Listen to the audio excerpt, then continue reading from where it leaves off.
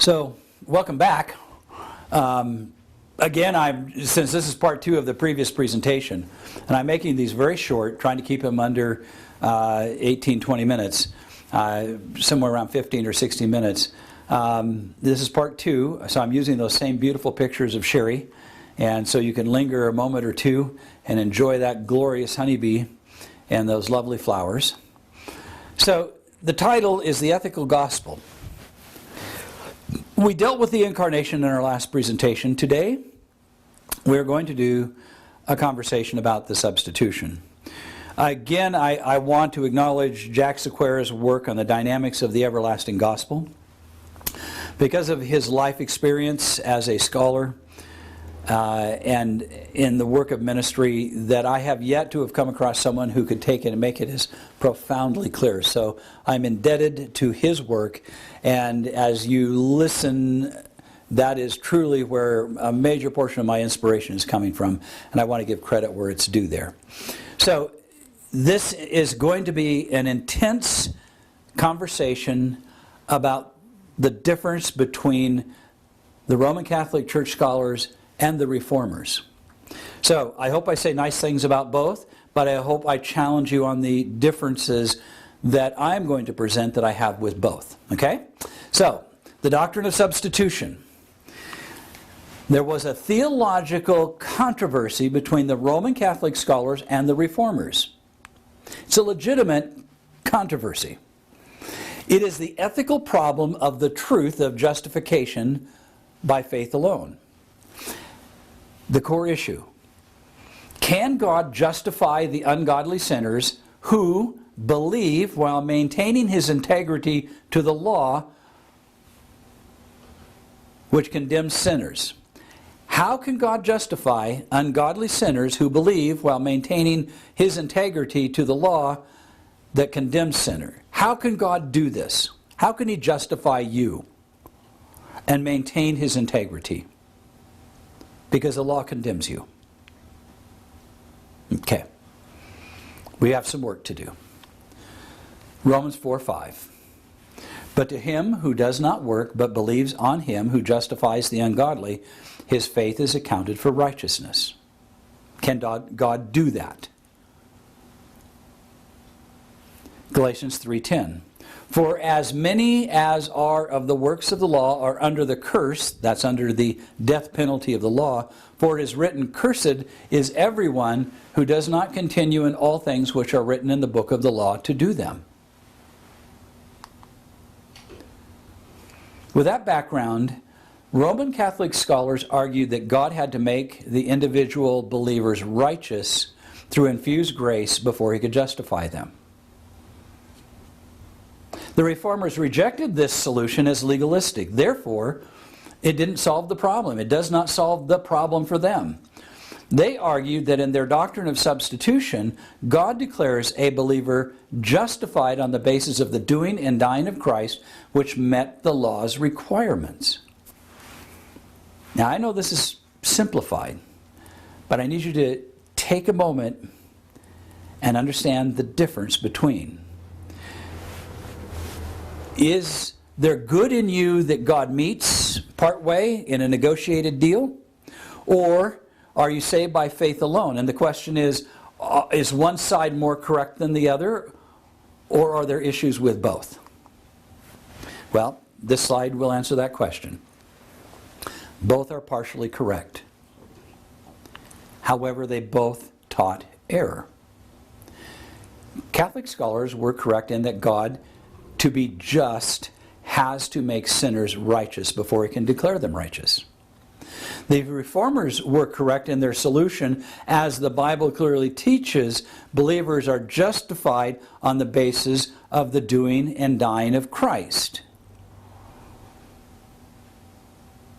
Okay, let that sink in for just a moment. But they're both wrong ethically and legally in their definition of substitution.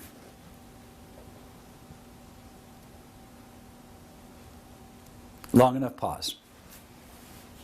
Just let that sink in. The failure of both parties was they did not fully identify Christ's humanity with the corporate humanity of the human race he came to redeem. A fundamental principle of all law, God's or man's, is that there cannot be a transfer of guilt or punishment from the guilty to the innocent. So the question is, what is Christ's humanity that makes the difference?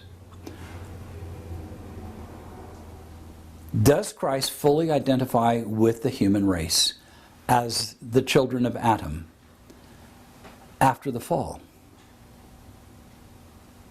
Or is he something else that we are not?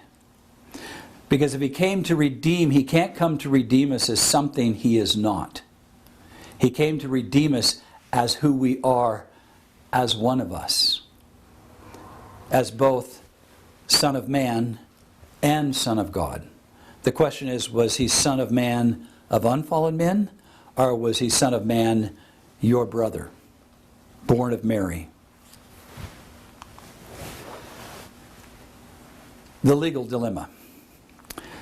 But the children of the murderers he did not execute according to what is written in the book of the law of Moses, in which the Lord commanded, saying, Fathers shall not be put to death for their children, nor shall children be put to death for their fathers, but a person shall be put to death for his own sin.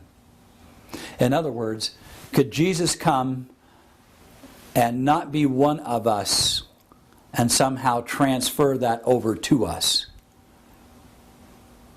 And Deuteronomy 24:16 is just the original law, so I'm not going to read that. I want to move on. Therefore, you cannot pass on righteousness to another. Now here's the error. The Reformers and the Catholic scholars failed to solve the ethical problem of the gospel for a very simple reason. They made a distinction between the humanity of Christ and the humanity he came to save. Substitution is based on the concept of solidarity, on corporate oneness. As stated, all men stand legally condemned because all sinned in Adam. Likewise, God can legally justify sinners because all men corporately obeyed in one man, Jesus Christ. So we are corporately the children of Adam. But we are also corporately in Christ. Did you follow that? You see, God made this possible by uniting His Son with the corporate life of the human race that needed redeeming at the incarnation. This is what qualified Christ to be the second Adam and legally qualified him to be the substitute or the representative of the entire race, fallen humanity.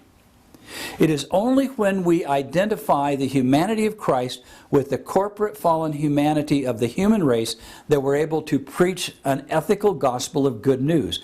This is unconditional good news. Jesus fully identifies, knows, and understands the truth of human nature.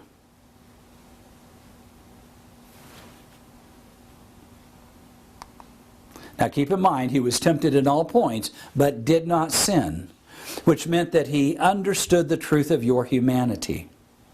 And because he understood the truth of your humanity, he did every act, every miracle. He said, of myself I do nothing except for what the Father reveals to me. And he came, and in that incarnation was able to become, because he identified fully with us, was able to become our substitute legally in every single way, to save you to the utmost. In our next presentation, we will look at the benefits of what that means to be corporately in Christ. In fact, if you go through and look at Pauline theology, it is in Christ, through Christ, by Christ, with Christ, all the way through as that wonderful concept of what the truth of the substitute Christ was for you and I when he went to the cross. He went as you. and me, for us, because of his love for us. Short presentation. Go back through it carefully, because our next presentation we're going to broaden out theologically and biblically this conversation. Thank you again, Sherry, for that fabulous picture. Blessings. We'll see you again. Bye now.